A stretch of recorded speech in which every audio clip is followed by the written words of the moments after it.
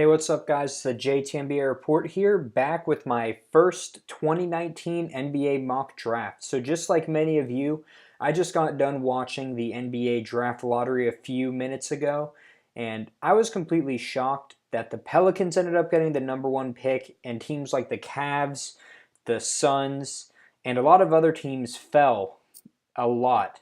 And so they're going to be in a very odd position in this draft. And this draft is one of the oddest we've ever seen from the teams who ended up jumping up and the teams that ended up falling out. So, with that being said, we're going to jump right in. I'm just going to be doing the lottery today. And again, this is directly after we just found out where the teams are picking. So, this is kind of a fresh off the press mock draft. So, none of it's going to be too conclusive, and things are bound to change. But I thought I'd go ahead and just give you, my initial thoughts following the NBA draft lottery. Okay, guys, so as I just mentioned, with the number one pick, the New Orleans Pelicans will take Zion Williamson. And so this has pretty much been the consensus number one pick. I mean, Zion was averaging, I believe, around 22 points a game this year at Duke. He was having monster efficiency, and he's just a monster athlete. People were willing to bet their futures on this kid, and there were a lot of reasons why. First, his athleticism. Secondly, his basketball IQ. But third, again, this guy just has so much potential. I feel like even if he ends up being a bust, if you take him with the number one pick, nobody can fault you because that's just how much potential this kid has. So how he would fit in with the Pelicans is if they keep Anthony Davis, he's going to be a great player to pair with him because they're both super athletic. It could be a dynamic duo of the future. If not, they still have a great young piece to build around. I don't know if they try and move Drew Holiday or if they try and trade and get like maybe the fourth pick or something like that for Anthony Davis or the third pick. But it could be interesting. Maybe we'll see a Zion and one of his Duke teammates team up if they trade for that third pick. So we'll have to wait and see. But anyways, yep, Zion Williamson taking with the number one pick by the New Orleans Pelicans. Okay, guys, so with the second pick, I have the Memphis Grizzlies selecting Ja Morant, the point guard from Murray State.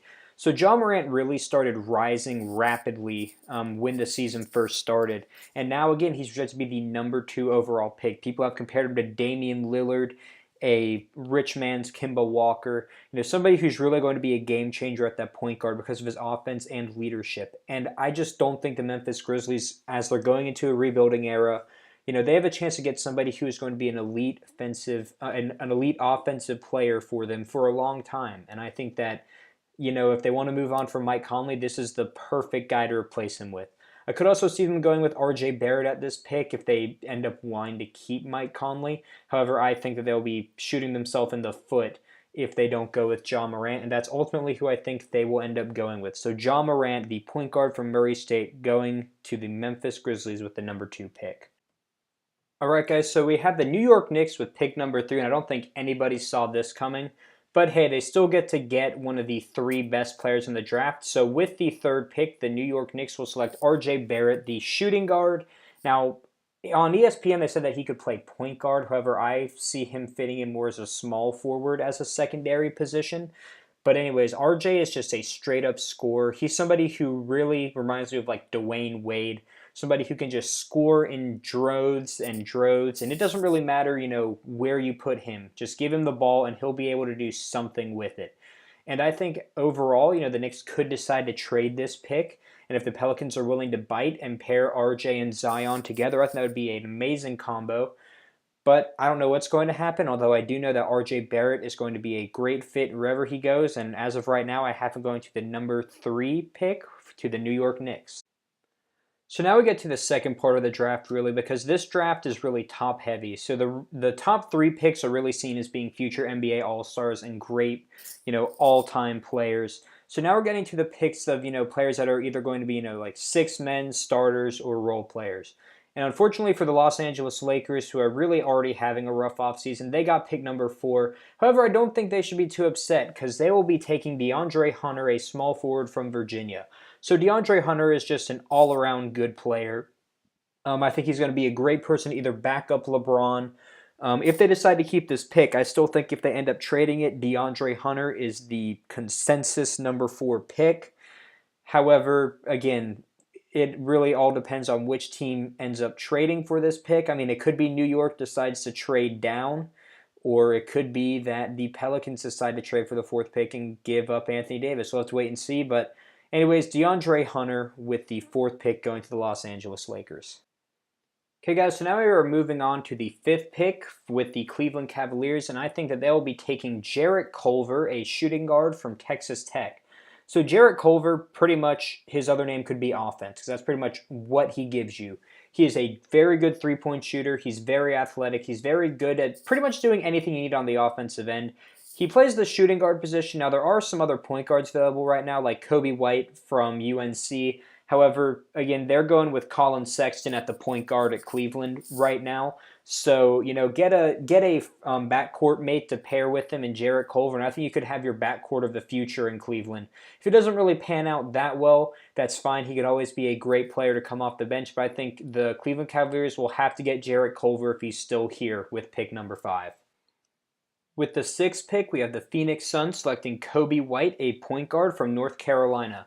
So Kobe White is another player, kind of like John Morant, who came out of nowhere. However, Kobe White was a real late bloomer. I believe in the early mock drafts, he was projected to go near the bottom, if not in the 2nd round, and now he's a consensus top 10 pick.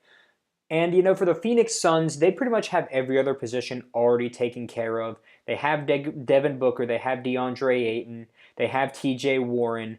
They have players like that, and all they're really missing is a point guard. So I think Kobe White, he's not really spectacular at any one thing. He's a good drive and dish sort of player, and I think that would be great going along with Devin Booker and DeAndre Ayton. So I think Kobe White will be a perfect fit at the number 6 spot for the Phoenix Suns. With the number 7 pick, we have the Chicago Bulls taking Darius Garland, a point guard from Vanderbilt. So the Bulls are in a really awkward spot because every single player that they'd probably like to get has already been taken off the boards, and all the players that they can probably take besides this pick are going to be of lesser value. So I think the Bulls' power play should be to just get the player that has the best value, and in this case, it's Darius Garland. So this is a little weird because Darius Garland was a very good point guard at Vanderbilt. However, he's currently coming off of a foot injury, I believe. I could be wrong about that, so don't quote me on that. But he's just a good all-around player. He's going to be a good point guard, and who knows, maybe they can find their point guard of the future, somebody who can be better than Chris Dunn, or somebody who can be a great backup to Chris Dunn if things don't work out, or he can be a great trade piece down the line. So Darius Garland, the point guard from Vanderbilt, hopefully will come back strong from an injury because he'll be going to the Chicago Bulls with the number 7 pick. So with the number 8 pick, we have the Atlanta Hawks selecting Rui Hachimura, a small forward or power forward from Gonzaga.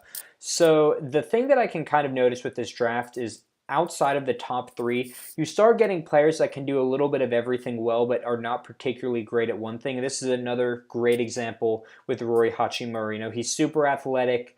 He will be able to do everything, that Trae Young would need from a small forward or a power forward. He's super athletic. He's just kind of a jack of all trades type of player.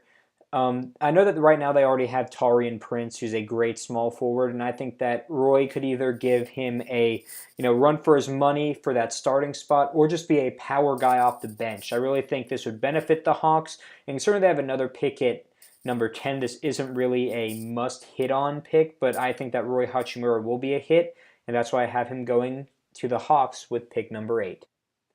With the 9th pick, we have the Washington Wizards selecting Jackson Hayes, a power forward or center out of Texas. So Jackson Hayes only averaged around 10 points and didn't even average that many rebounds. However, this kid's efficiency around the rim was incredible. So I think that this is really going to translate to the next level. And again, he's not really going to be a player that's going to make a huge difference. However, the Washington Wizards, they're going to have someone like Bobby Portis who could maybe potentially mentor him or show him how, things work in the NBA. He could end up being a pretty efficient player. Now that they're moving on from Markieff Morris, and they're kind of going to this rebuilding era, this could be somebody that could help Bradley Beal if they decide to keep him, and John Wall down the road, depending on how he comes back from his injury. The Wizards are another team in a really weird spot. They would have probably hoped they could get a higher pick, so maybe they could have taken another point guard and move on from John Wall. But unfortunately, they're stuck here. However, I don't think Jackson Hayes is going to be that disappointing of a pick. So with that being said, I have Jackson Hayes going to the Washington Wizards with the 9th pick. So with the 10th pick, I have the Atlanta Hawks. They got this pick from the Dallas Mavericks, taking Cameron Reddish, a shooting guard or small forward from Duke. So I think this might actually be the steal of the draft because people have been sleeping on Cam Reddish. You know, Cam Reddish used to be a top 4 pick. People were saying that the draft order could have gone Zion, RJ, and then Cam. However, Cam didn't really get the touches needed. He was the 3rd piece of that Duke Big Three. So I think that a lot of people are sleeping on him because of that performance. I think worst case scenario, he is a great shooter. I mean, this Atlanta Hawks team is going to have people like Kevin Huerter, Trae Young. If they add Cam Reddish, this is going to be a offensive juggernaut potentially down the line. And best case scenario, he turns out to be the Paul George-esque player that everybody thought he would become. So the Hawks, this is really a low risk, high reward pick for them, and if he is still here by then, I could also see the Wizards going with him. They have to snatch him because I think that there's a good chance that Cam Reddish will surprise a lot of people once he gets in the NBA.